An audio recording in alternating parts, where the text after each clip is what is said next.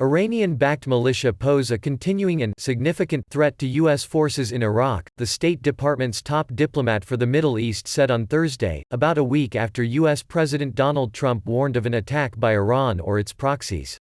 Speaking to reporters in a teleconference, David Schenker, Assistant Secretary of Near Eastern Affairs at the U.S. State Department, did not give details about the threat, but said, it continues to be significant.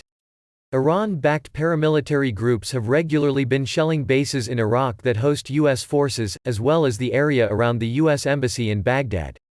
On Monday, 3 Katyushka rockets landed near a district in southern Iraq that houses workers for foreign oil companies, including U.S. oil service company Halliburton. No casualties or damage were reported. Last week, Trump said Iran or its proxies planned a sneak attack on U.S. targets in Iraq, and warned they would pay a very heavy price but gave no details. U.S.-Iranian relations have been bitter since the Islamic Revolution toppled the U.S.-backed Shah of Iran in 1979 and ushered in an era of theocratic rule. While there was a détente with the 2015 Iran nuclear deal, relations have deteriorated with Trump's decision nearly 2 years ago to abandon that multilateral agreement and reimpose U.S. sanctions that have crippled the Iranian economy.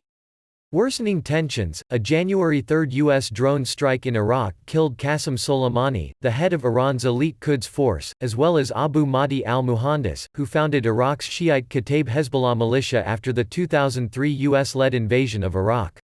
Earlier this week, U.S. Secretary of State Mike Pompeo said the United States proposed an LSQUO strategic dialogue with Iraq to be held in June, a bid to restore strained bilateral ties. Schenker, who in March said Washington was enormously disappointed by Iraq's performance in protecting U.S.-led coalition forces in the country, reiterated that Baghdad needed to take steps if it valued Washington's partnership.